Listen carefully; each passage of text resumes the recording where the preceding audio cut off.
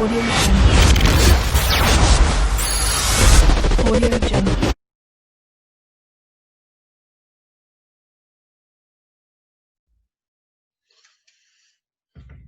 Bueno, vamos a empezar entonces con la clase de hoy, la clase que tiene que ver con corriente alterna. Hasta ahora lo que hemos visto son todos los temas que arrancamos con conocer, todo el sistema eléctrico nacional, todos los componentes, todos los actores. El primer parcial lo hicimos en función de eso. Luego comenzamos a una introducción a lo que son los circuitos, que a ustedes les va a servir de base para la materia que aprobada esta seguro van a hacer, que es electrotecnia, que ya todo el manejo de circuitos. Y empezamos con circuitos en corriente continua y ahora en la anterior clase empezamos a ver todos los efectos del campo primero magnético, en una clase anterior, magnetismo, y luego el campo electromagnético. Todo esto deriva en lo que es la aparición de la corriente alterna, y justamente lo que vamos a empezar es analizando cuestiones que tienen que ver, que ustedes tienen que tenerlo siempre en cuenta. Esta es una materia que es introductoria. Muchos de ustedes conocen, pero bueno, no necesariamente tienen que conocer todos estos temas, por lo tanto esto es introductorio, es mucha información, es conocer unidades, es conocer algunos esquemas de funcionamiento, comprenderlos, empezar a relacionar cosas, empezar a conocer el léxico, el vocabulario, bueno, sirve para todo esto, ¿sí? Yo ahora les voy a dar una clase que es bastante similar, le diría, a una clase de electrotecnia. Pero, ¿qué es lo que pasa? No voy a exigir de esto que ustedes puedan tener la justificación a cada una de las cosas que les voy a dar. Entonces dirán, profesor, ¿para qué lo da? Bueno, justamente lo doy porque esto es introductorio, para que empiecen a familiarizarse y lo que voy a requerir como una cuestión de qué es lo que tienen que saber, va a tener que ver con la última actividad, que es de algo de circuitos en corriente alterna. Así que, si no entienden, me pueden decir que lo explique otra vez, pero esto es un vuelo porque va a ser un viaje largo el de hoy, un viaje largo y complicado, yo se los adelanto, porque es mucho. Estén preparados porque vamos a llegar desde este circuito tan simple, de cómo se genera corriente alterna, hasta los sistemas trifásicos, sistemas trifásicos. Pero bueno, es para que lo conozcan, así que tranquilos, tranquilos, ustedes confíen en nosotros, los profes, cómo los vamos llevando. Nunca le vamos a pedir ni exigir algo que no están en condiciones de dar, ¿sí? Bueno, perfecto. Vamos entonces con la clase. Recuerdan que en la última clase nosotros teníamos algo similar a esto, con un campo fijo que va del norte al sur y que lo hacíamos circular, ¿cierto? Esta bobinita está dando vuelta a una velocidad de rotación, y fíjense que acá hay un símbolo omega. Ese símbolo omega significa velocidad de rotación. Ustedes en física 1 van a ver velocidad lineal, esta es velocidad rotacional, velocidad angular. Entonces, fíjense que está acá, está generada a través de este eje y tiene la indicación de la flecha, como que está rotando. Esto omega es la velocidad rotacional de las máquinas, normalmente se mide en radianes sobre segundos, ¿sí? Entonces, ¿qué es lo que tengo acá? En este esquema tan simple que tengo acá. Miren, en azul tengo un campo magnético, líneas de campo que surcan este espacio. ¿Quién es el responsable de generar esas líneas de campo? Bueno, estos dos imanes que están acá. estos dos imanes. En las máquinas eléctricas hay algunas que son así de imanes permanentes, pero en las máquinas eléctricas le vamos a llamar a quien generan estas líneas de campo excitación. Excitación, va a ser el bobinado inductor, o que excita o que induce. Bien, entonces tenemos estas líneas que están representadas por este campo B, y tenemos una espira o un bobinado que está girando a través de este campo que está acá. Entonces nosotros ya sabíamos, por una ecuación que habíamos analizado, que se iba a inducir sobre estos dos terminales una tensión, era una tensión inducida, que era proporcional ¿a quién? A esta velocidad, a esta longitud y a este campo. Entonces, con esto podemos definir o podemos explicar el motor de corriente alterna. ¿Sí? Bien.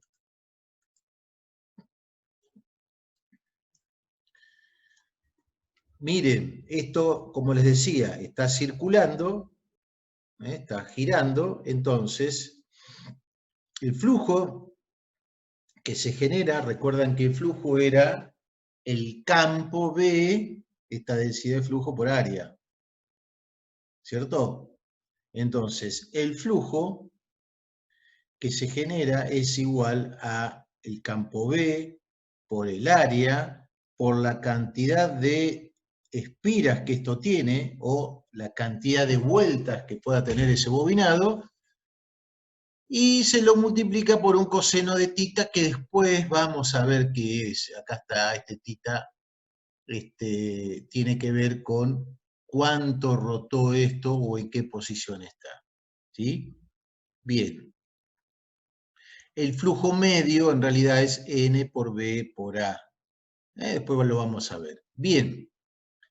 Pero también sabíamos que, de acuerdo a la ley de inducción, la tensión o la FEN era la derivada del flujo respecto del tiempo. Entonces, si yo derivo este flujo respecto del tiempo, obtengo este coseno se me convierte en seno, la derivada de coseno se convierte en seno, entonces me queda, esto es constante, sigue estando, este tita es el primero que se deriva, viene acá, como omega, y me queda NBA omega seno de omega t. Y esta es una FEN que normalmente en máquinas eléctricas le vamos a llamar FEN de rotación. ¿Por qué FEN de rotación? Bueno, porque está precedida por N, que es constante, el flujo, de acuerdo a que como está acá, esto es constante porque esto es imán permanente, el área es constante, bueno, ¿y qué varía acá?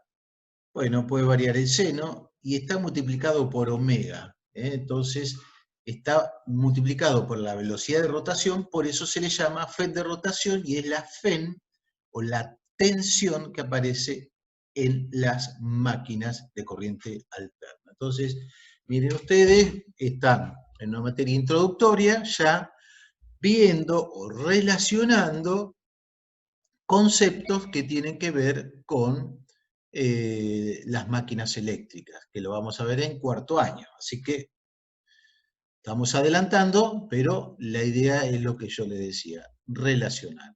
Entonces, si yo pongo un voltímetro en los terminales de esos dos anillos, ¿qué voy a ver? Y voy a ver que por cada vuelta de esa bobina que está bajo la influencia de esos polos o imanes permanentes, si yo doy una vuelta, voy a ver que la tensión primero arranca desde cero, comienza a crecer, va hasta un punto máximo, vuelve a decrecer, se invierte el signo, crece, vuelve a decrecer hasta que se hace cero. ¿Sí? Entonces, esto es lo que pasa en una vuelta, y a una vuelta se le llama un ciclo. un ciclo. Fíjense que esta forma de onda, ¿sí? Que para ustedes, ¿cómo va a ser esta forma de onda? Que ya esto lo vieron. Esto es un seno. Entonces, vean que esta forma de onda es simétrica. Este máximo es igual a este máximo. Este periodo es igual a este periodo. Entonces, una onda simétrica y en un segundo tiempo o un ciclo o hertz. Eso es lo que hizo en este tiempo. A esto se le llama periodo. ¿Sí? Periodo, un ciclo. Bueno, acá esta onda, fíjense, tiene 5 periodos. Acá termina uno, acá termina el otro, acá el otro y el otro.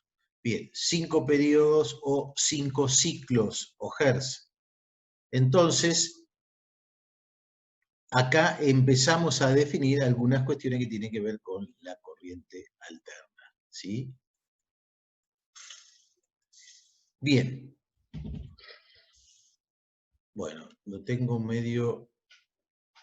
Bueno, entonces, ¿qué pasa? Yo tengo, entonces, a través de ese generador, a mí se me produce esta forma de onda, o sea, una tensión que va de un máximo a un mínimo, y tiene un periodo.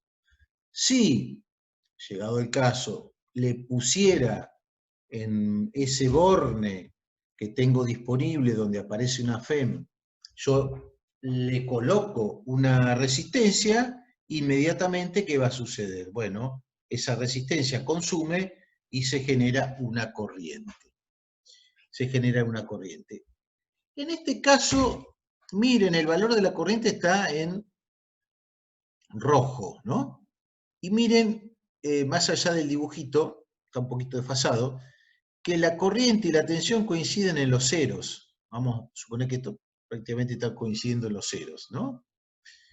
Cuando la tensión y la corriente, o cuando dos ondas tienen el mismo periodo, ¿sí? Y se hacen cero en el mismo tiempo, se dice que esas dos tienen el mismo ángulo θ, o más precisamente, como están acá, ahí está, es ni más ni menos que la representación de la corriente y la tensión. E igual a E máximo seno de θ, e I máximo seno de θ, donde θ está dado acá, en el tiempo a través de omega t.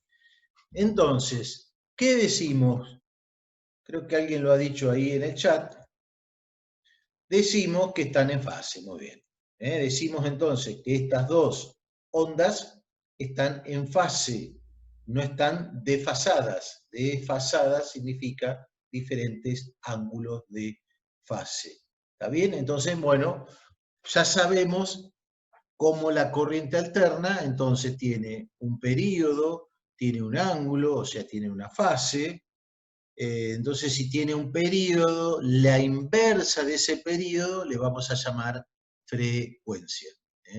Entonces, frecuencia. Si nosotros tenemos una frecuencia de 50 Hz, tendrán que decirme cuánto vale este período. Quiere decir que esto en un segundo, ¿qué hizo? Hizo todo este ciclo en un segundo. ¿Sí? ¿Cuántas veces? 50. Entonces, este periodo son 20 milisegundos. 20 milisegundos. Bueno, no es que no está en ningún lado, simplemente se los estoy dando porque me lo acuerdo, nada más. No es una cuestión que sea importante. Bueno. Vamos a ver en electrotecnia, que espero que estén todos, porque seguramente esta materia la van a aprobar, y para esta carrera es fundamental que, aprobada esta materia, cursen electrotecnia. Bueno, ahí en electrotecnia vamos a ver justamente esto que le estoy dando. Si yo voy tomando puntitos, en esa onda, que ustedes ya la conocen porque vieron funciones, todo esto ya lo han visto, si yo voy tomando puntitos, diferentes puntitos, fíjense que los diferentes puntitos de esa función tienen dos componentes. Uno que me da la magnitud, acá, ¿sí? Acá me da el máximo, y el otro me está dando el ángulo de giro. Entonces, cuando esta magnitud, miren, recorrió 90, está en su máximo. Entonces, si tomamos como referencia el eje horizontal, con el ángulo 0, cuando este ángulo recorrió 90, tengo el máximo. Entonces, cuando este es 90, tengo el máximo y se corresponde con este. Cuando este recorrió 45, tengo un punto intermedio y tengo este valor que se corresponde con este, y ya se corresponde cuando en la otro semiciclo de esta onda, este otro punto. Cuando esto se me hizo 0, este punto es que recorrió 180 grados. Entonces fíjense que cada punto de esto es como que yo lo puedo representar con una rueda giratoria con diferentes puntos, ¿sí? O más precisamente, puedo decir que cada punto está representado por un vector, por ejemplo este, de ángulo θ, y de esta magnitud, que va girando, miren, va girando, girando, girando, cambiando de magnitud permanentemente, cambia ángulo y magnitud permanentemente, ¿sí? A eso le llamamos un vector giratorio, un vector giratorio. Y esto es importante para representar las magnitudes en corriente alterna. Bueno, lo que les decía hoy, ¿sí? Bueno, este vector puede arrancar acá. Cuando arranca en 0, miren, esta onda empezó acá justamente en 0, e hizo esto. Pero acá, ¿qué hizo?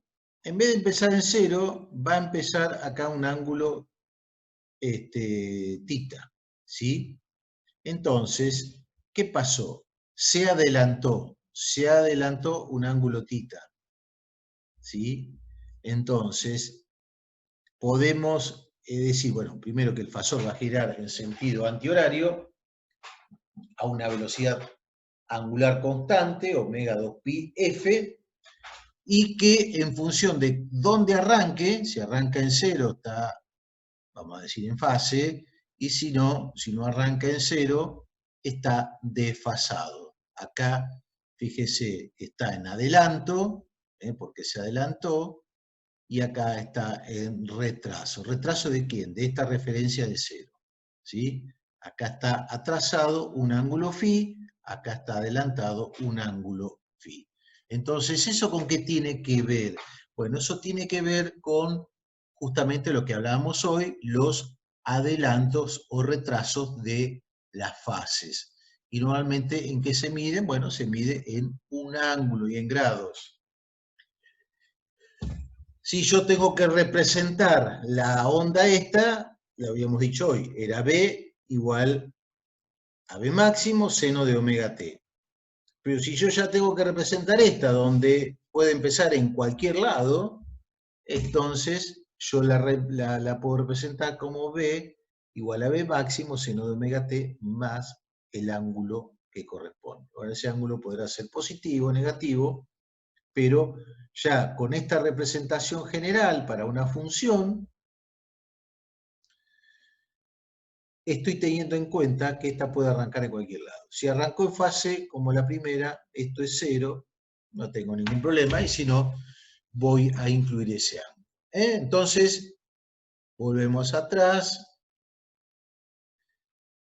Esta magnitud, que tiene diferentes puntos en diferentes tiempos, la puedo representar como un vector giratorio. Ese vector giratorio gira a la velocidad omega, ¿sí? Y describe este tipo de una función senoidal, acá el vector adelantándose a esta referencia 0 y acá el vector atrasándose respecto de esa tensión 0, ¿sí? Entonces, adelanto y atraso. ¿Para qué sirve esto? Porque cuando veamos los sistemas trifásicos justamente no están en fase. Los sistemas trifásicos se encuentran desfasados uno del otro en 120 grados, ¿sí? 120 grados. Entonces, es importante para eso.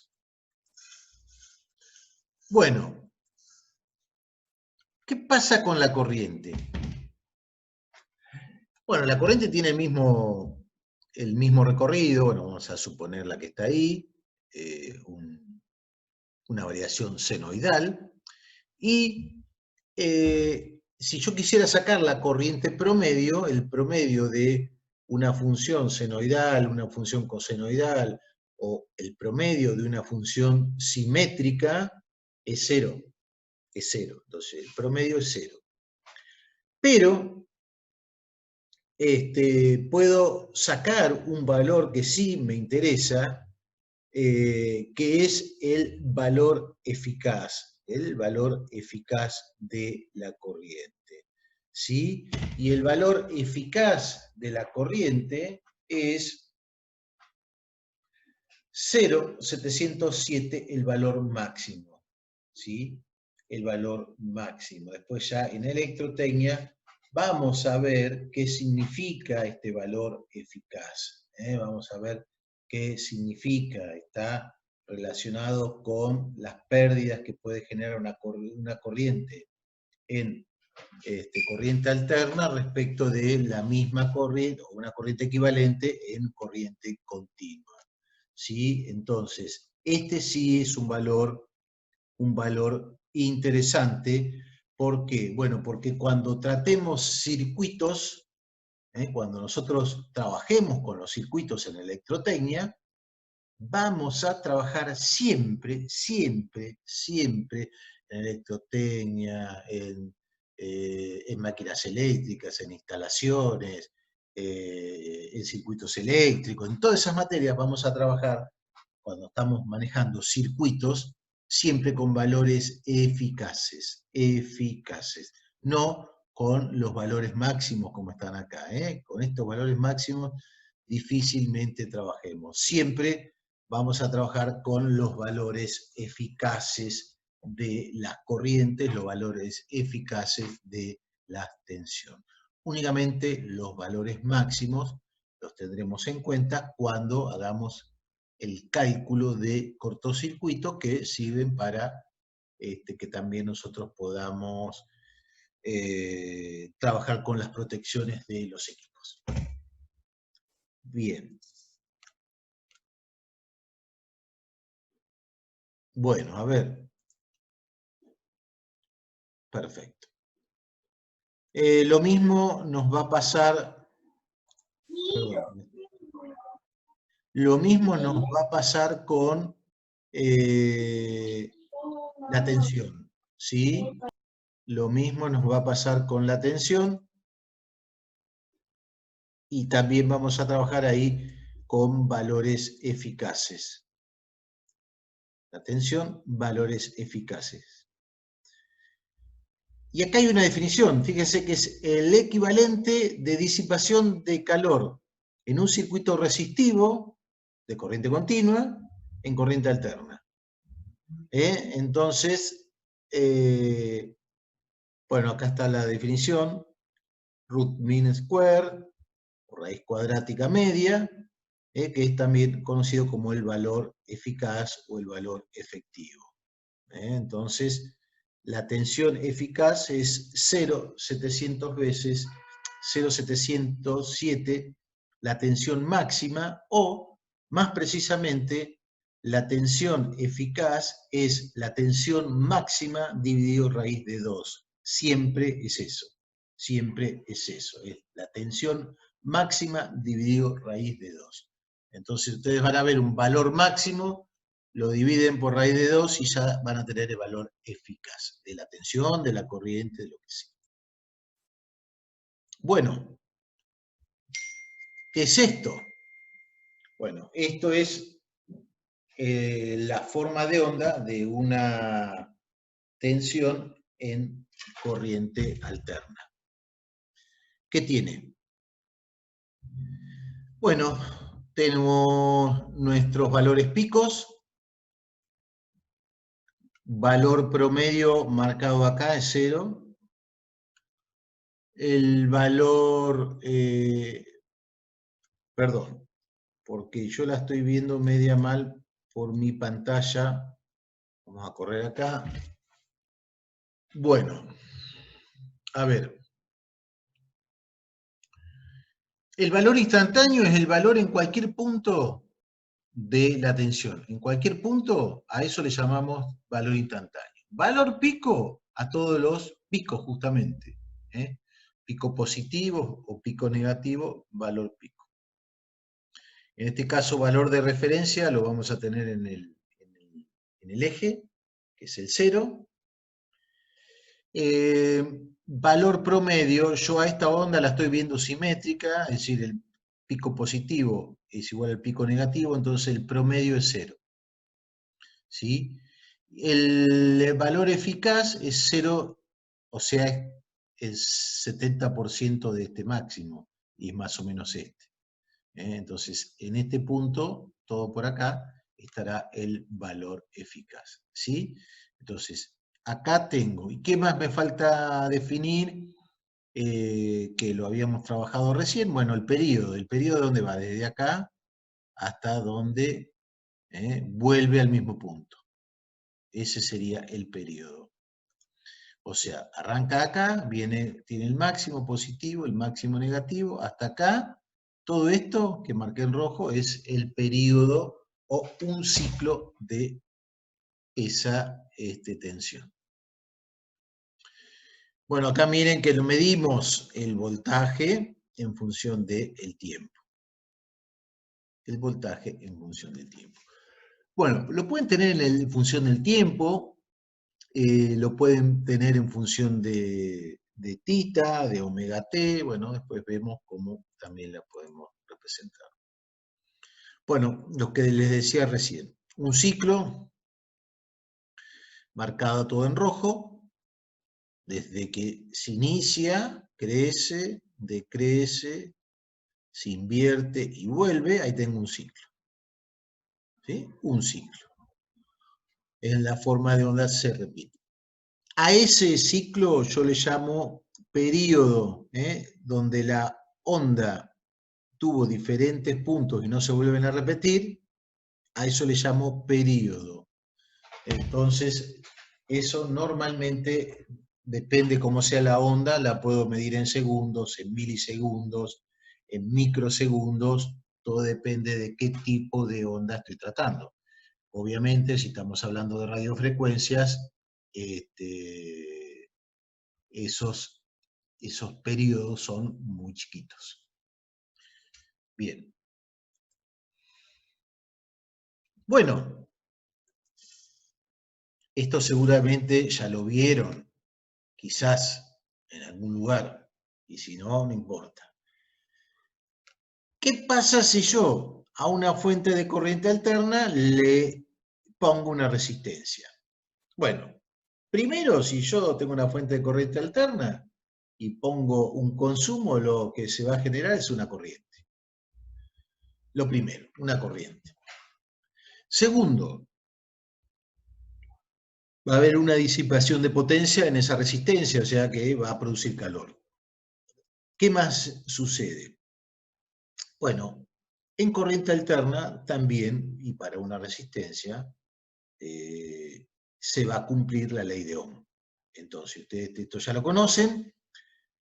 Lo que pasa es que ahora la ley de Ohm, como les decía, la vamos a trabajar con valores eficaces. Entonces, aplico tensión eficaz de la fuente de corriente alterna y corriente eficaz. La corriente, entonces, se los puedo preguntar en el parcial. Les puedo dar este valor que está acá y este valor, Vamos a suponer esto es 220, esta tensión máxima, y esta corriente es 10 amperes, ¿no? Entonces le voy a decir que me digan cuál es la indicación del voltímetro y el amperímetro. Bueno, entonces ahí lo que hay que tener cuidado que nosotros tenemos que trabajar con valores eficaces. Tengo que trabajar con valores eficaces de corriente y de tensión. ¿Está bien? Perfecto. Entonces,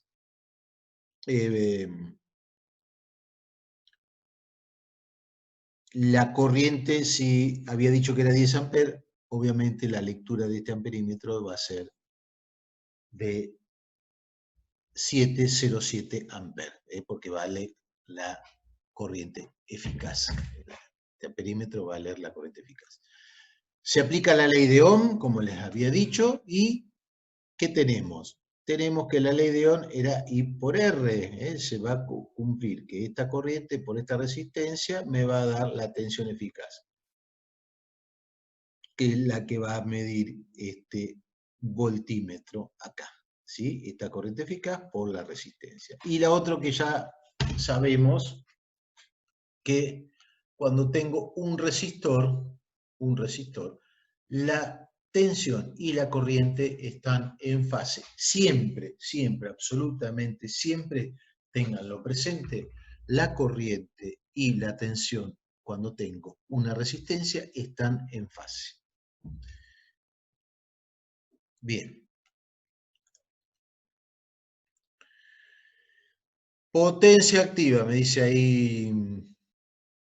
Sí, exacto. Potencia activa. Esto es así. Bien.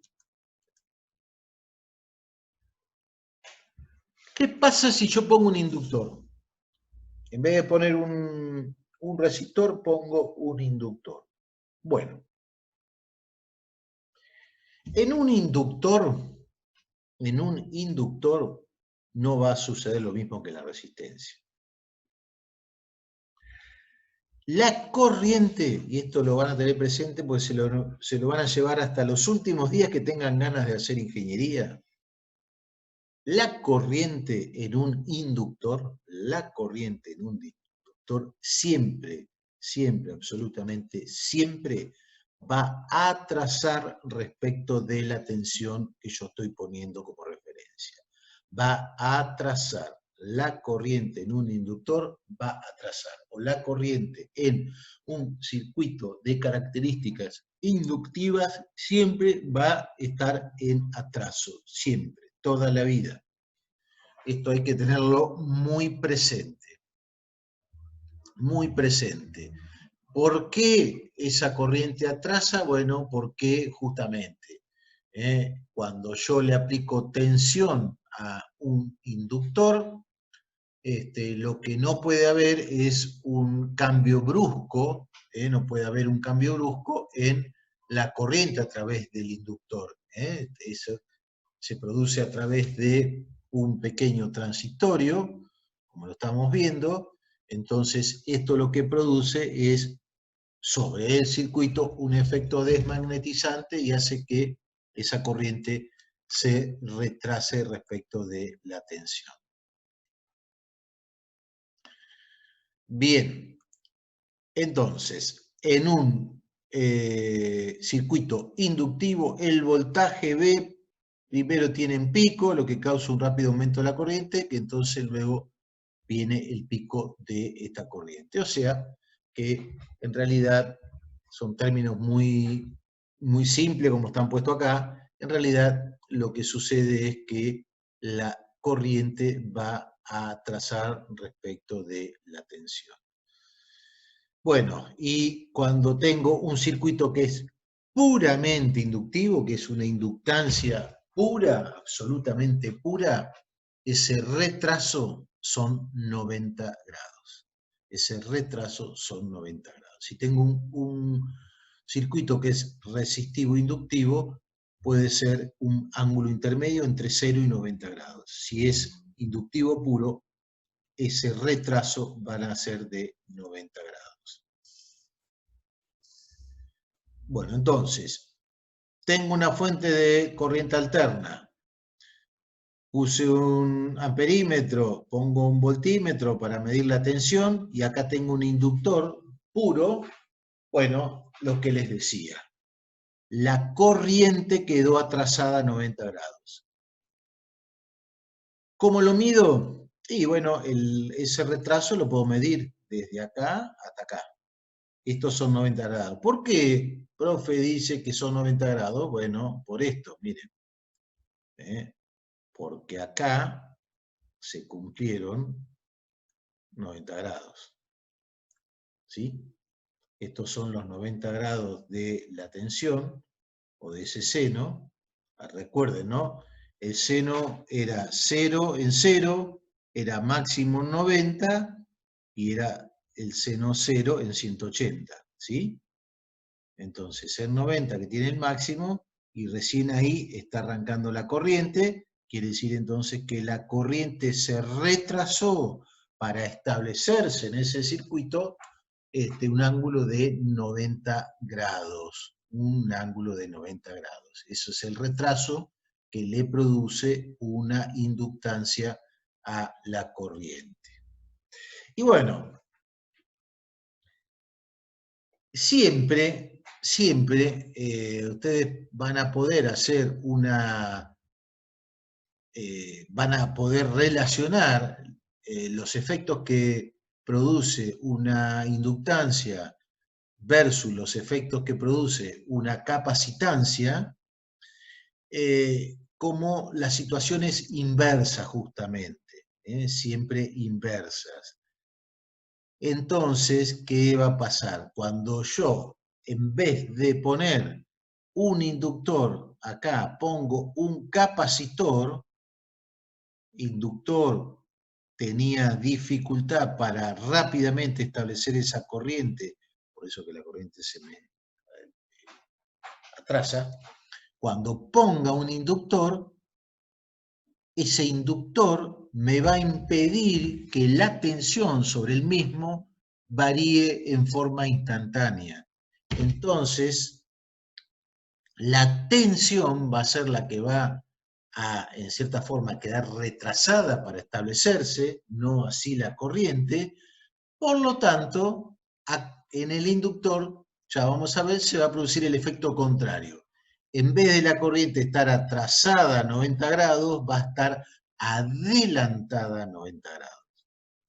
Y esto va a pasar siempre, si el inductor, por ende, cuando tengamos un circuito inductivo, vamos a suponer que esto que está acá, porque esta cosa que nosotros estamos viendo así, tan simple, de una forma tan esquemática, luego la podemos hacer la representación en un sistema muy complejo, como qué, por ejemplo. Y, por ejemplo, yo puedo decir que esto es un generador de salto grande, bueno, acá habría un transformador, y estoy generando, y esto que está acá, es la impedancia, ya vamos a ver el término impedancia, es el valor en ohms de esa inductancia, porque esa inductancia se mide en henrios.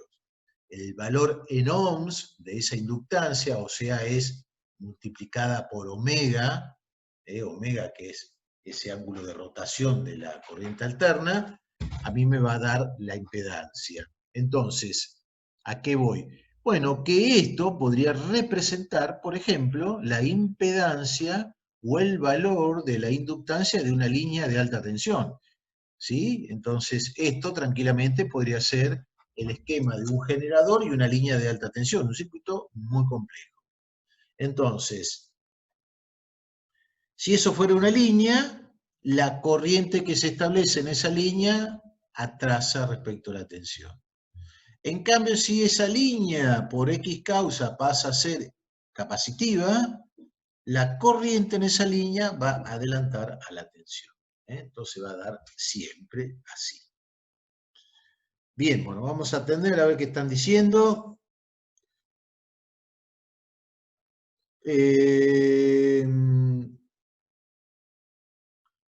Bueno, las armónicas son otras cosas. Las armónicas son componentes de este voltaje, este que está en negro, son componentes de esta tensión si esta frecuencia de esta tensión que está acá, que es la frecuencia que nosotros tenemos en la línea, es de 50 Hz, las armónicas son componentes de esa tensión, pero de diferentes frecuencias. Y son siempre en múltiplos de 3. ¿Sí? Entonces, perdón, en valores impares. Entonces, si esto es 50 Hz, la armónica tercera es 3 por 50, 150 Hz. Después tengo la armónica quinta, que es 3 por 5 por 50 Hz, 250 Hz. Y así sucesivamente. La armónica séptima, la novena, la 11, la 13, la 15, la 17. Pero, ¿qué pasa? O sea que son todas tensiones que componen a esta que está acá. ¿Sí? Por eso que nosotros vamos a trabajar en electrotecnia y en algunas materias más, siempre con la fundamental. ¿A quién se le dice fundamental? A la armónica 1, o sea, a la tensión de 50 Hz. Las otras no las vamos a tener en cuenta. Bien.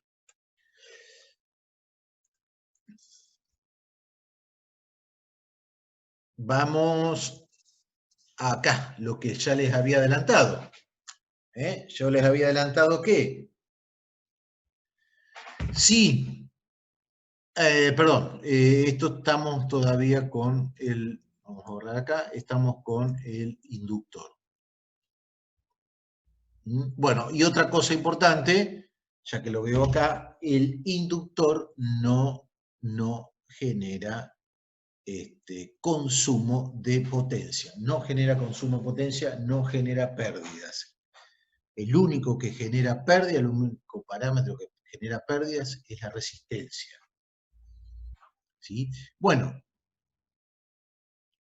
acá se estableció una tensión y el efecto que se va a oponer a la tensión que estoy aplicando sobre este inductor se llama fuerza contraelectromotriz inducida.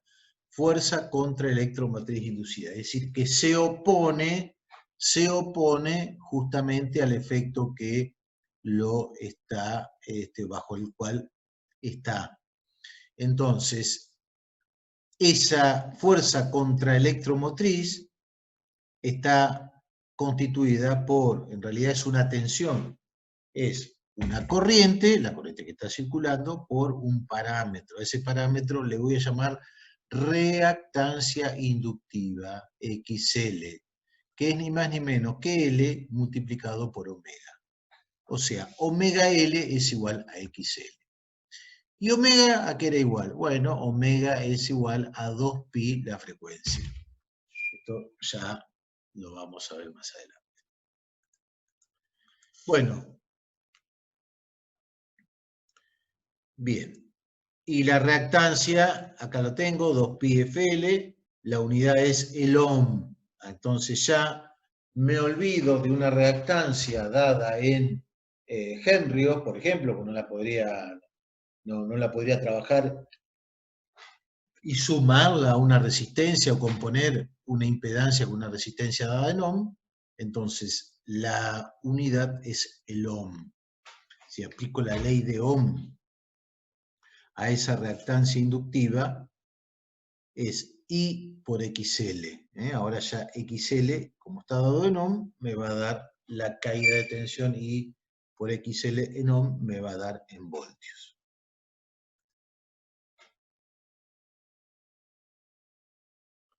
¿Qué produce? Bueno, Daniel pregunta qué efecto produce que la corriente adelante o atrás. Bueno, en un circuito en un circuito que la corriente adelante o atrás es muy importante. Ahora les voy a explicar, vamos a pasar al capacitor. Bueno, ustedes me van preguntando, después de una clase interesante para, me lo van dejando todo en el chat, después yo lo voy viendo. Vamos al capacitor. Yo ya les adelanté, lo mismo que pasaba con el inductor, en forma inversa va a pasar con el capacitor. Entonces, en un tiempo t, cuando yo le apliqué una tensión al capacitor, va a aumentar la carga, ¿sí? Y esta va a ser la reducción de corriente. Entonces, el voltaje va a atrasar a la corriente, ¿sí? Porque el voltaje, hasta que establece todas estas cargas, las cargas dependen del voltaje, entonces en un capacitor la corriente va a adelantar 90 grados a la tensión. Si pongo entonces una fuente de corriente alterna, un amperímetro, un capacitor, entonces miren lo que pasó. La corriente se inicia primero, a 90 grados después se inicia el voltaje. ¿Sí? Se inicia el voltaje. La corriente adelanta a la tensión 90 grados, ¿sí? Entonces, acá hay una explicación física, la corriente I, que disminuye, acumula carga sobre el capacitor, aumenta la fuerza contraelectromotriz de C. Bueno, lo mismo, no va a tener pérdidas, no hay pérdidas de energía en un capacitor, no hay pérdidas de energía en un inductor. En el único lugar donde nosotros tenemos pérdidas es en las resistencias. En realidad, cuando veamos en electrotecnia el concepto de potencia, ahí lo vamos a ver bien, en realidad en un circuito con capacitores e inductores, el capacitor y el inductor intercambian energía con la fuente, pero no se consume. Eso es lo que está pasando.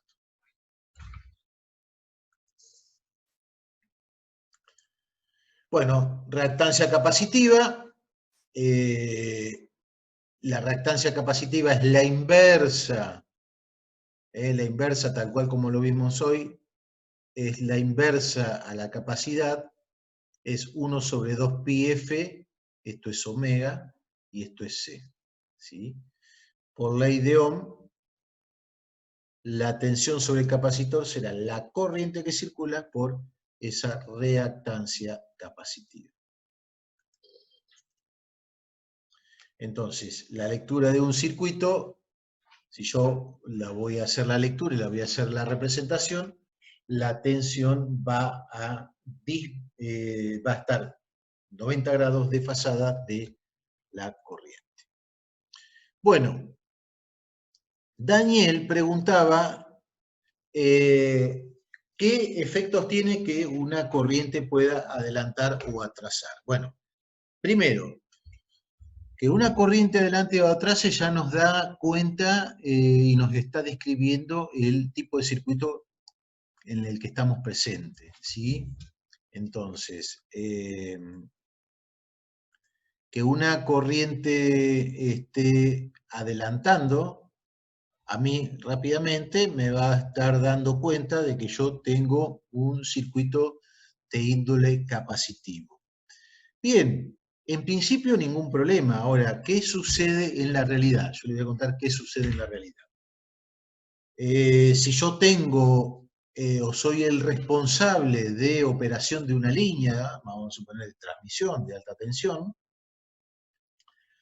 y tengo transformadores, elevadores para poder transmitir potencia, cuando tengo una línea o una carga para un transformador de tipo capacitivo, se produce un efecto en los extremos de la tensión, en los extremos de la línea o en el secundario del transformador, muy particular, que es tan particular ese efecto que la tensión que voy a tener a la salida es mayor que la tensión nominal de ese transformador.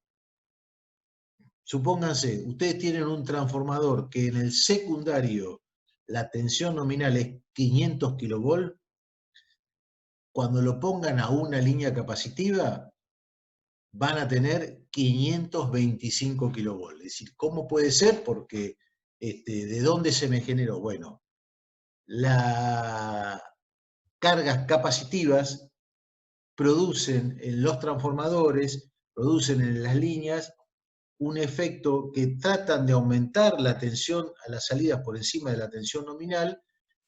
A este efecto se le llama efecto Ferranti.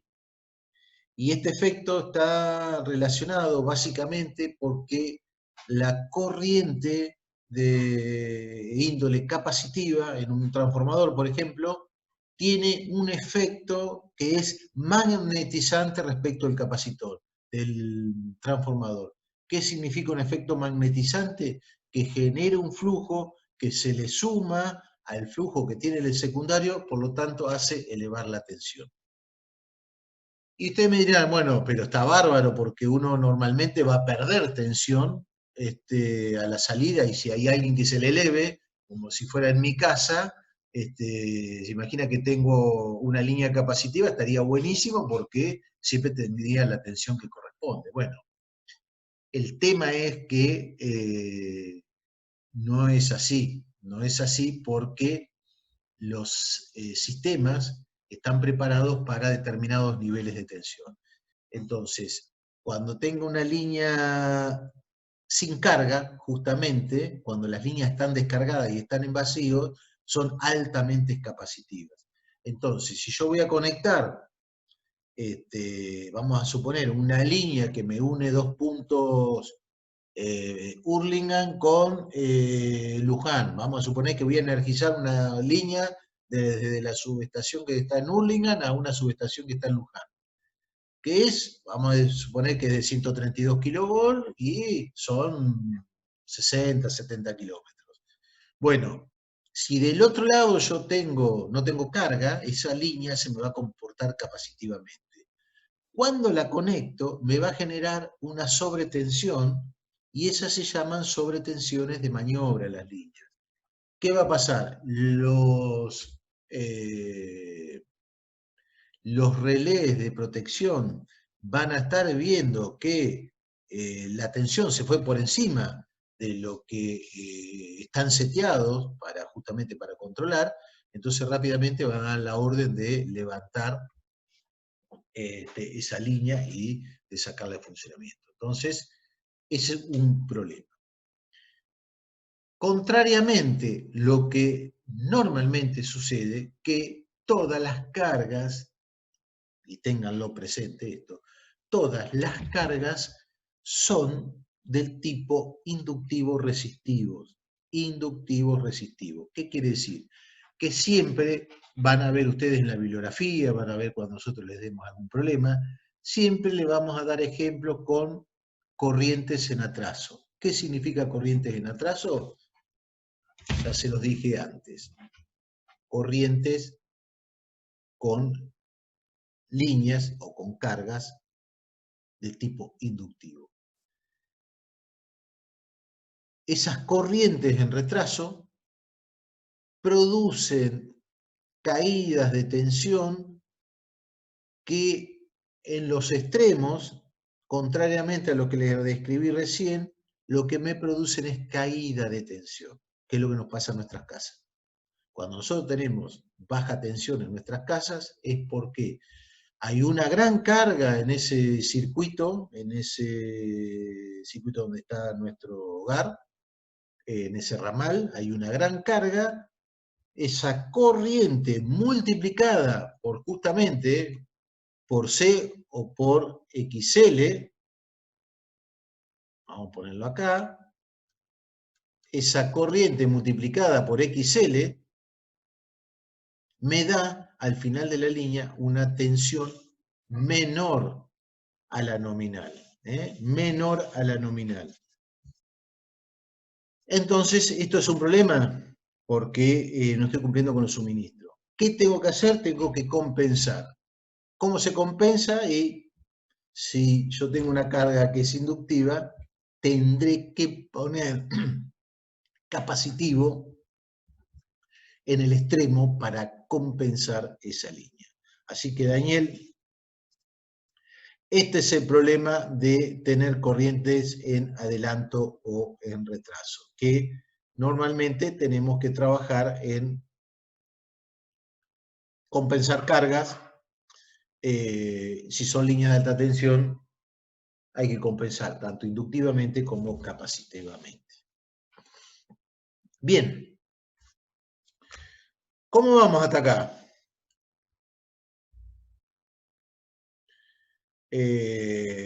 Ahora voy a leer un poquito lo que me dicen.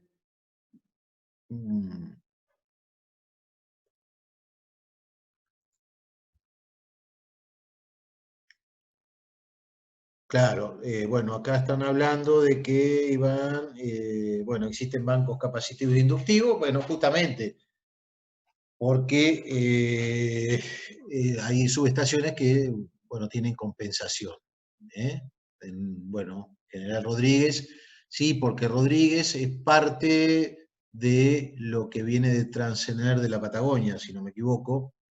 Me parece que en Rodríguez hay una de los trafos de 500.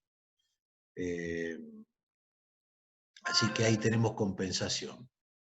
Bien.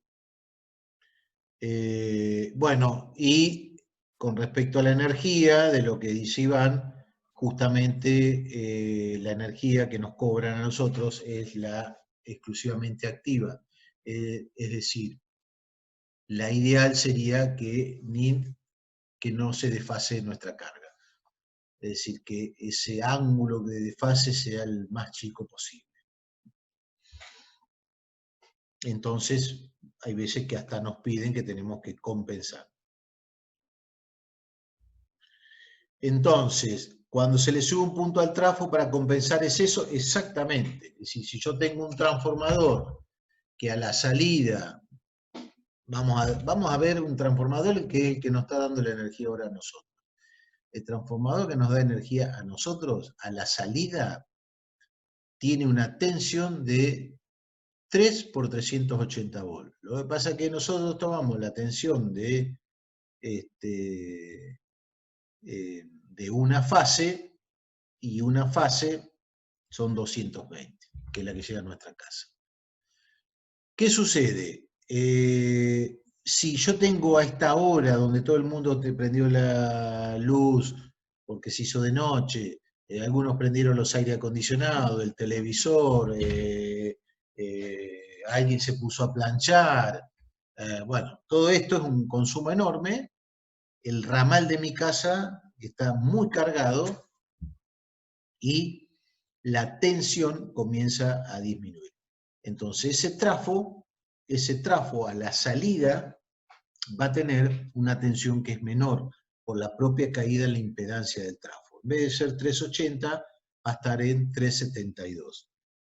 ¿Qué tiene? Los transformadores a la salida tienen como si fueran derivaciones de todos los arrollamientos que vimos, como se lo arrollaba en un material. Entonces me puedo cambiar de punto de salida y puedo ir a uno que tenga una relación de espiras o una tensión mayor. Entonces me cambio con un punto. Normalmente esos puntos son o 3 o 5% por encima o por debajo.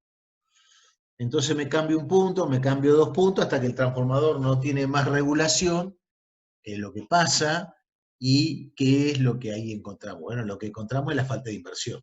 Entonces, eso es lo que sucede, Daniel, cuando hay que subir el tap de un trafo.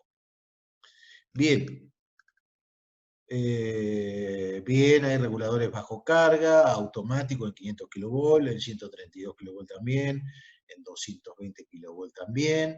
Son monitoreados, se manejan a distancia, correcto.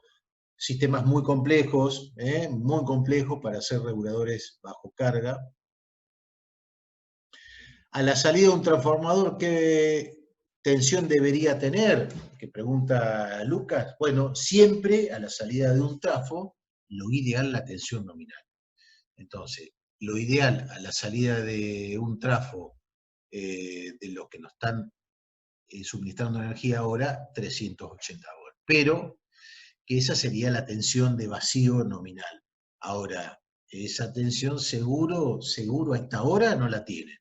Ahora, a las 6 de la mañana, vamos a suponer que fue Daniel y le cambió, dice, bueno, en este barrio hoy se nos viene, hace frío, todo, muchachos, vamos a cambiar el tap, hacemos un cortecito que nadie va a decir nada, 10 minutitos, vamos, ¡pum! Cambiamos el tap del transformador y no vamos a asumirle 2 porque hoy hace un frío, van a meter estufa cuarzo, horno, van a planchar, van a lo que tengan aire y frío calor le meten al aire. Bueno, entonces, con el gran consumo van a estar bien. Ahora, a las 4 de la mañana se van a tener que ir otra vez, yo les diría antes, a las 12 de la noche van a tener que ir otra vez y volver a cambiarlo, porque ese trafo va a dar una tensión, cuando se fueron todos, por encima de la tensión nominal. Entonces, la regulación bajo carga lo hace automáticamente. Normalmente los transformadores de distribución, no, es manual lo que hay que hacer. Bien. Perfecto. Bueno, seguimos entonces. Frecuencia y circuitos de corriente alterna. Bien, la reactancia sincrónica, esto es la reactancia inductiva. La reactancia sincrónica es también la reactancia, pero que tiene los generadores sincrónicos. Entonces ya estoy con máquinas eléctricas a full, que estuve tomando examen y me quedé con la reactancia sincrónica. Bien, la reactancia inductiva XL varía directamente con la frecuencia, acá la tiene. Acá, forma lineal con la frecuencia. En cambio, la reactancia capacitiva es la inversa, 1 sobre omega C, por lo tanto, tiene la variación que está en verde. La resistencia es constante con la frecuencia. Vamos a decir que es constante con la frecuencia. Cuando vean física y ahonden un poquito más, se van a dar cuenta que con las frecuencias cambia. De lo mismo la resistencia a corriente continua que con alta frecuencia, porque aparece un famoso efecto que se llama efecto pelicular. Se los dejo ahí. Bueno, ¿qué pasa acá? Miren esto y miren esto. Hay en un punto donde la reactancia capacitiva es igual a la inductiva para una determinada frecuencia. ¿Sí? Bueno, si alguno estudió electrónica o alguno alguna vez escuchó hablar algo, en este punto, si yo tengo un circuito que tiene una reactancia y una inductancia, para esta frecuencia, ¿qué aparece? Aparece la resonancia. Cuando estos dos son iguales, aparece la resonancia. Son circuitos resonantes. Circuitos resonantes. Bien, eso lo van a ver en circuitos eléctricos, ya falta bastante. Todavía tienen que ver electrotecnia, tienen que ver electrónica. Bien, bueno, acá está frecuencia resonante. Justamente, si yo tengo que definir la impedancia de un circuito, la impedancia es la suma de la resistencia, las inductancias y la capacitancia que tenga. A eso le voy a llamar impedancia. Normalmente, acá tengo la suma de los valores cuadráticos, después ya en electrotecnia vamos a ver otra forma de calcular todo esto.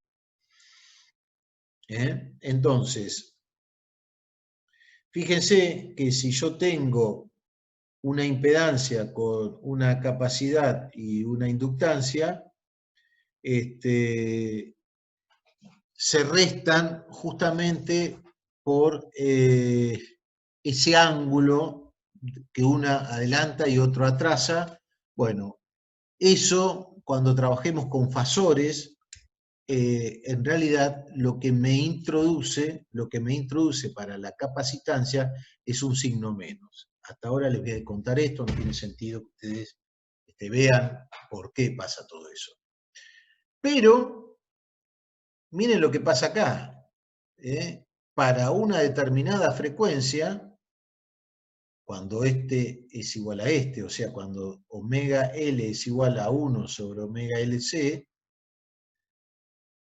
voy a tener una frecuencia, cuando estos se igualan, que es esto, 1 sobre 2pi raíz de LC, donde la impedancia pasa a ser únicamente la resistencia. Bueno, normalmente esto se utiliza mucho en electrónica para adaptar circuitos, que son circuitos resonantes. Bueno, ¿qué es la fase en un circuito de corriente alterna? ¿Qué es la fase en un circuito de corriente alterna? ¿Y por qué es importante? Bueno, la fase en un circuito de corriente alterna significa, a partir de una referencia cero, cómo se empiezan a mover los fasores, o los vectores, o las diferentes señales. Entonces, miren, si yo tengo este que está en blanco y le llamo BR, uno adelantado 90 grados y le llamo BL, y uno atrasado 90 grados y le llamo BC, y yo los represento, BC va a comenzar desde acá, BL va a comenzar desde acá, y BR va a comenzar desde acá. ¿Sí? Entonces, BL adelanta a BR y BR adelanta a BC. Claramente, como están acá, porque el desfasaje es 90 grados, en este punto, cuando este es máximo, los otros dos hicieron mínimos. Entonces, esa es la fase de las señales. Es decir, en el momento de una referencia cero que tengo, cuando es que la señal arrancó, o en adelanto o en atraso. Y está relacionada siempre con un ángulo. Por eso siempre le llamamos al desfasaje, lo identificamos con un ángulo. Si yo a esto lo hago a 120 grados, acá, y está acá, ahí puedo representar un sistema trifásico, tal cual como lo conocemos y lo estamos recibiendo en nuestras casas. Bien. Bueno, diagramas de fasores. Puedo representar una tensión en función de un módulo y una fase, que es lo que vamos a hacer en electrotecnia. No, yo tampoco tengo trifásica.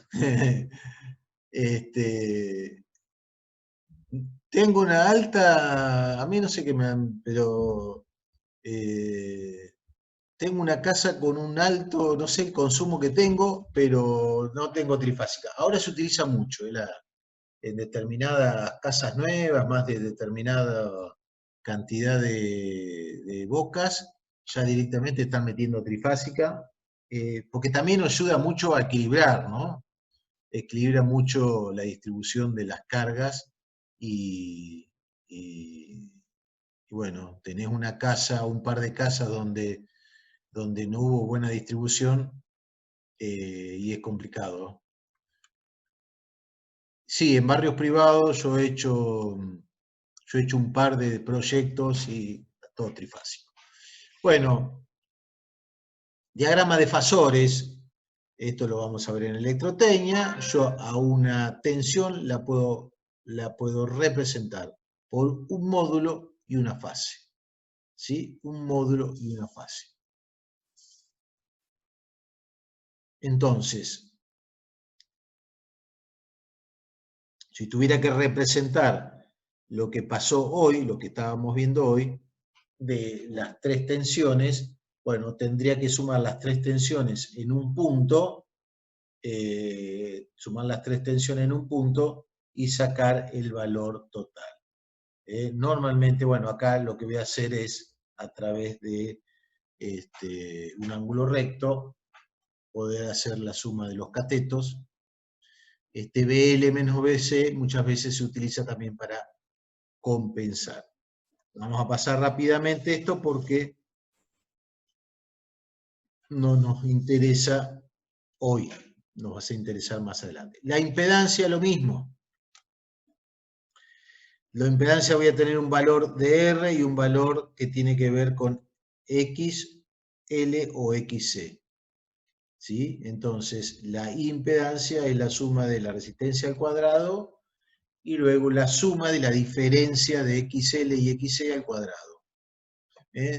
Si no hay XL, será la suma de R cuadrado más XC al cuadrado.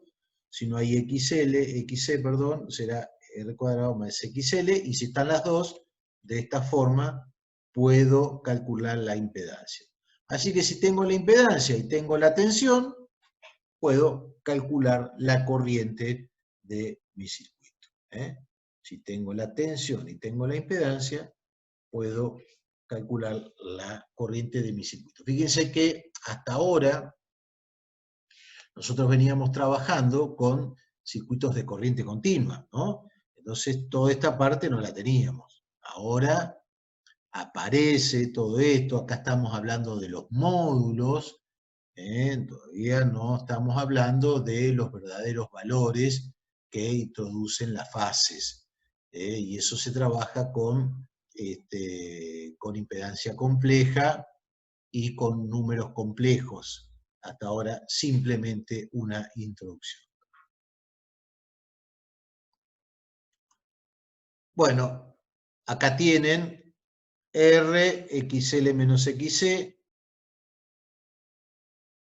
Para que XL menos XC sea esta, quiere decir que si esta es XL, le resté XC y tengo acá la impedancia. Bueno, bueno, fíjense que acá aparece J omega, este operador J omega es porque vamos a trabajar con representación de números complejos.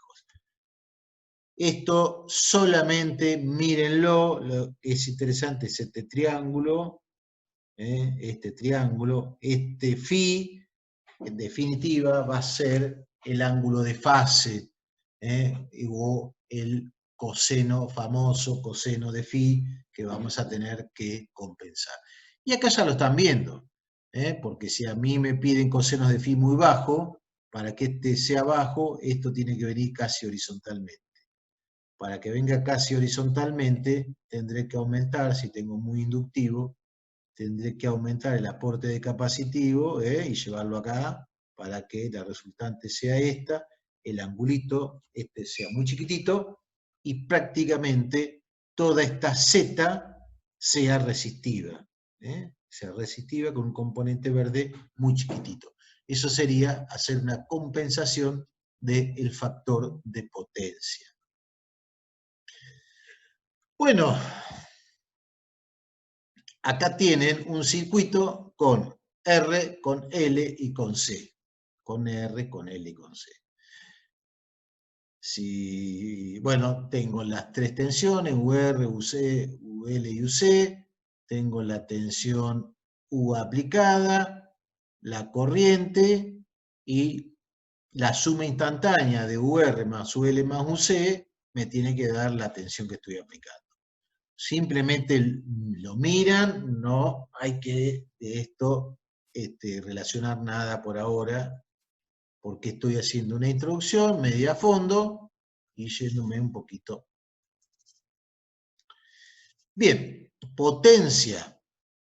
A ver, ¿quién me define potencia?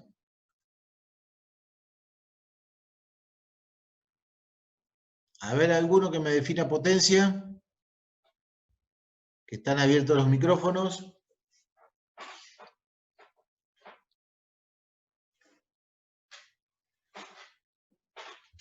Bueno, nadie.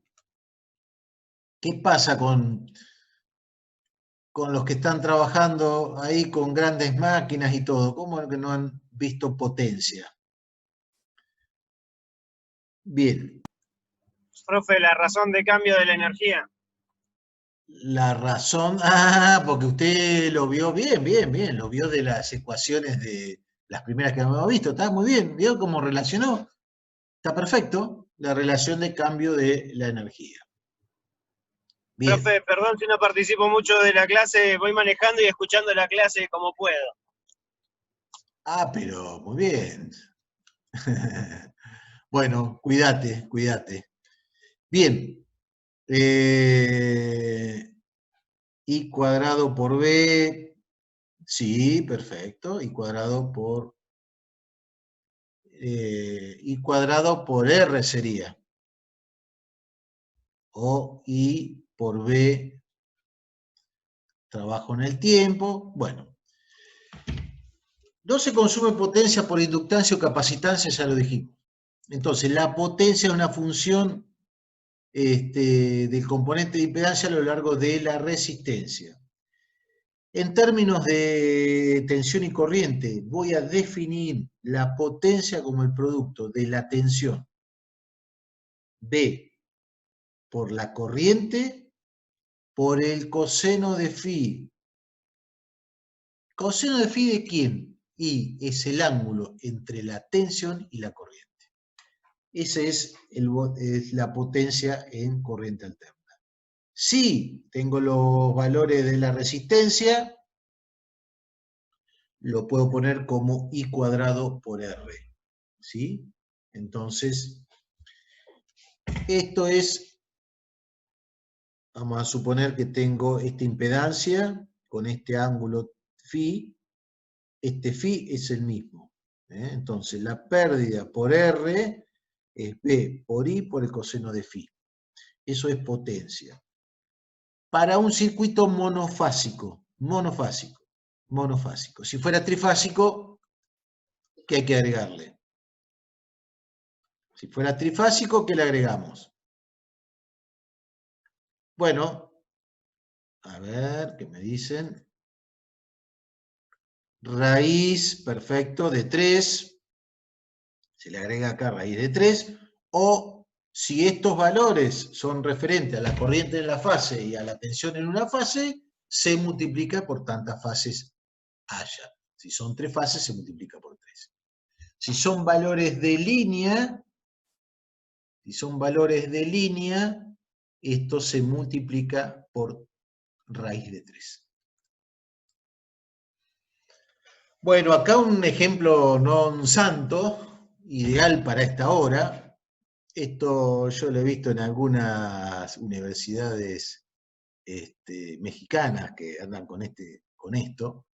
Bueno, la energía activa se mide en kilowatt hora, energía reactiva en kilovolt amper reactivo hora, podríamos hacerlo, y la energía aparente. Entonces, la potencia tiene dos componentes, un componente activo, un componente reactivo, y el resultante es aparente. Bien, esta aparente se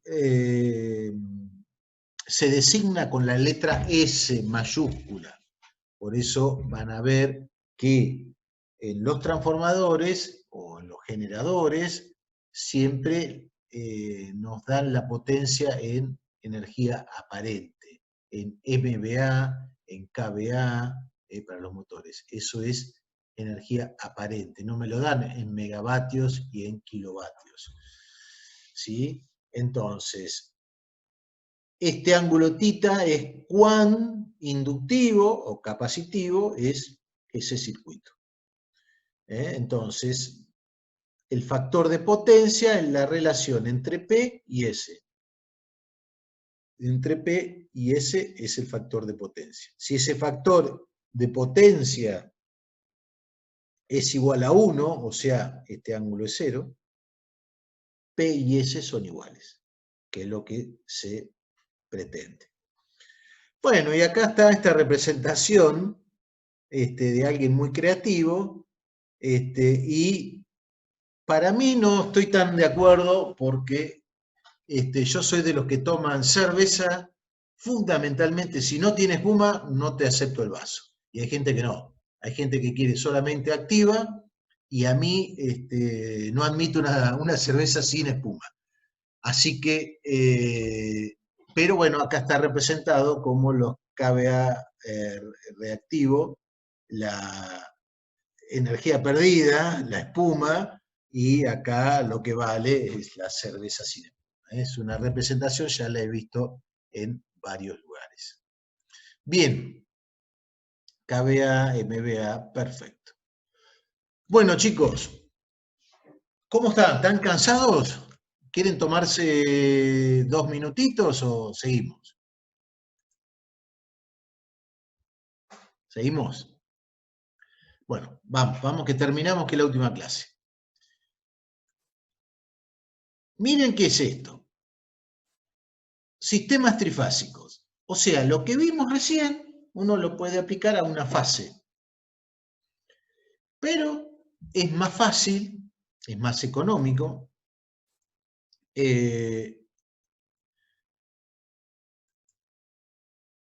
trabajar con 3 fases.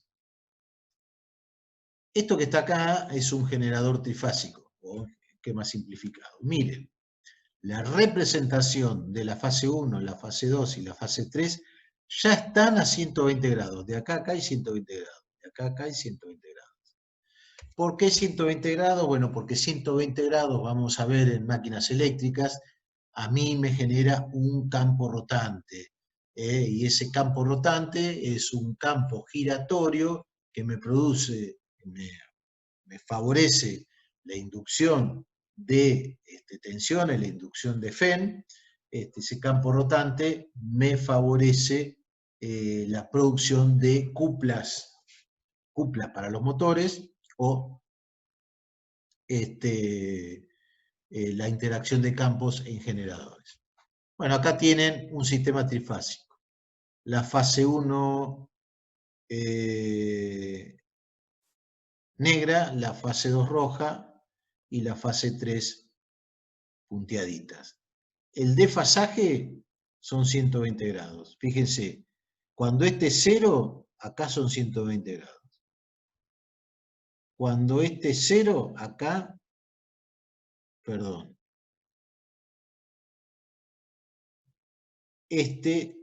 con ahí son 120 grados, y de acá el negro son 120 grados. 3 fases desfasadas 120 grados. Sistema trifásico. ¿Quién genera mi sistema trifásico? Bueno, los señores que estamos viendo acá tienen un generador sincrónico de una gran cantidad de polos. Todo esto que están acá son polos. 1, 2, 3, 4, 5, 6, 7, 8, 9, 10. Y este debe ser un generador mínimo de 24 polos, de 32 polos, que está acá. ¿Por qué tantos polos? Bueno, porque para asegurarme 50 Hz, tengo que tener muchos polos, porque la velocidad de giro es muy chiquita en estos generadores. ¿Qué generadores son? Hidráulicos. El agua está pasando por acá abajo, por la turbina, mueve este eje, y acá tengo el generador sincrónico. Perdón, lo estaba contando al revés. Estos son los polos, acá lo estoy viendo. Por lo menos debe tener 72 polos, acá. 72 polos para que me dé 50 Hz. La velocidad debe estar en el orden de menos de 100 revoluciones por minuto. Una turbina de gas que tiene 2 polos, la velocidad de giro son 3000 vueltas. Bueno, acá tenemos los arrollamientos de un estator y acá tenemos el rotor de un generador. 1, 2, 3, 4, 5. Y este por lo menos tiene como 60 polos acá. Impresionante estos generadores, ¿eh? Realmente una cosa muy interesante. Bien. Acá tengo la fuente trifásica, BA, BB a 120 grados, BC a 120 grados. ¿Eh? 3 señales desfasadas 120 grados. Si yo tengo que representar esto es muy fácil. B máximo coseno de omega t, o sea 0. B máximo coseno de omega t menos 120 grados. Sería esta punteadita roja. Y B máximo coseno de omega t menos 240 sería la verde. Ahí está la representación de un sistema trifásico. Esto es en valores instantáneos y acá ya en valores eficaces y a través de fasores o de números complejos. Y tiene la notación B y el complejo 0 que me está dando el ángulo o menos 120 o menos 240. Es una forma simple de poder representarlo. Bueno, acá tienen BA, BB a 120 y BC a otros 120.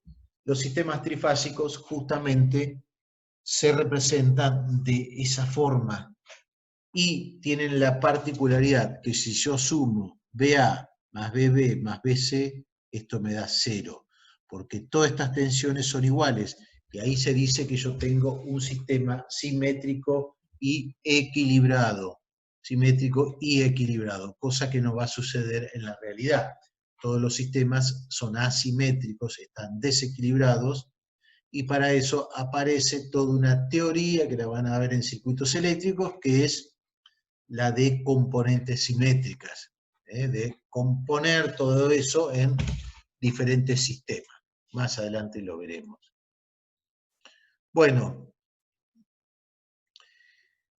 ustedes han seguramente oído hablar de voltaje de fase y voltaje de línea.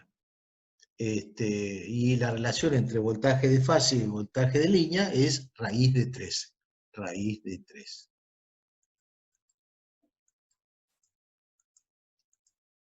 Bueno, con esto ya estamos casi terminando. Quiero mostrarle este porque me parece más interesante. Miren, chicos, ustedes en la calle están viendo estas 3 líneas, R, S y T. Estas 3 líneas entre sí tienen un voltaje de 380 voltios. Entre esta y esta, entre esta y esta, o entre esta y esta, 380 voltios. Que son las tensiones de las líneas, así se llaman, de línea. ¿Por qué? Y porque independientemente, si yo no miro que está acá, dice, acá está conectada una estrella. Si yo no miro esto, las tensiones de línea son 380 voltios. Pero las tensiones de fase, ¿qué quiere decir? La tensión de este generador solito es 380 volts la de línea dividido raíz de 3. O sea, es 380 dividido raíz de 3, 220 volts. ¿Sí? ¿Por qué? Porque esta tensión de línea, ¿cómo se calcula la tensión esta de línea? 380 volts. Y 380 volts, si yo hago Kirchhoff, es BA menos BB.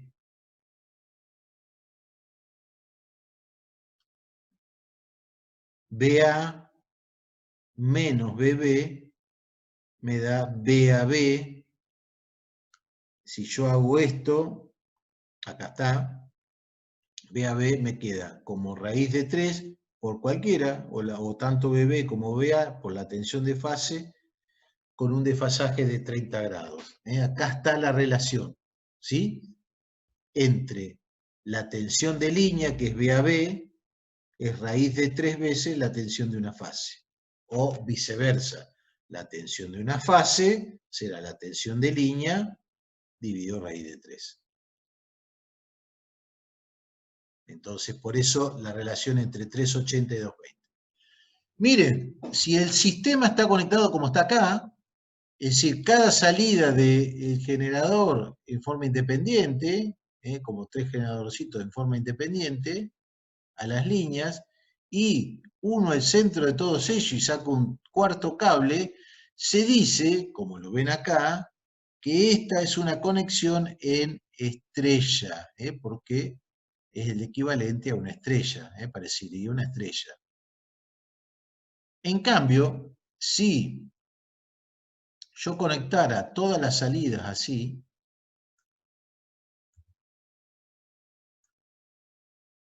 si las conectara así, y me queda esa conexión, ese generador está conectado en, ustedes ya lo están viendo, en triángulo.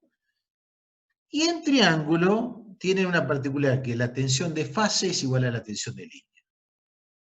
La tensión de fase es igual a la tensión de línea. Pero,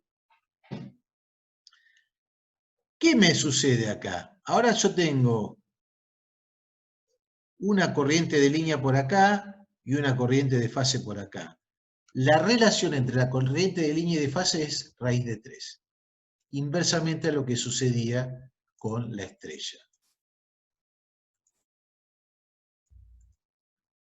Acá tengo una conexión en estrella. La corriente de fase, es decir, la corriente que va de acá, todo por acá. ¿Cómo es con respecto de la de línea? La corriente de fase viene por acá, acá ya es de línea. ¿Cómo es? Igual. La corriente de fase viene por acá, después viene por acá. Corriente de fase igual a la corriente de línea. Tensión de línea dividido raíz de 3, tensión de fase. Bueno, cuando conecto en triángulo se me invierte. Las tensiones de fase son iguales a las tensiones de línea y las corrientes de fase es la corriente de línea dividido raíz de 3. Se invierte. Siempre van a encontrar este tipo de analogía. La azul me dice si no es seno, profe, que no vimos hoy, que entra en el parcial. Bien. La azul, esta que está acá, o sea, a lo mejor se referían a otra. Bueno, circuito estrella-estrella balanceado, acá lo tienen. ¿Qué es un circuito estrella-estrella? Es estrella en los generadores, estrella en las cargas. O sea, a esta fase le corresponde esta carga, a esta fase le corresponde esta carga, y a esta fase le corresponde esta carga. Este es un sistema trifásico con una generación en estrella, que también puede ser un transformador en estrella, y con una carga que está en estrella. Estrella-estrella, y está equilibrado. Puedo unir el punto neutro de la carga, lo podría unir con el de generación. Normalmente esto se une acá y este lo mismo, se une acá. Rara vez este retorno se hace a través de un hilo. Si la carga está balanceada, esta corriente, la suma de IA más IB más IC, es igual a 0. Bueno, otra forma que ponga, en vez de ponerlo en estrella, lo pongo en triángulo. Esa sería la otra. Y podría poner también la generación en estrella. Bien. La potencia en una línea monofásica, U por I por el coseno de phi. Si a esta línea le añadimos un tercer hilo, es raíz de 3 U por I por el coseno de phi. ¿Sí? Bueno, acá aparece la ventaja de un sistema trifásico respecto de un sistema monofásico para transmitir potencia.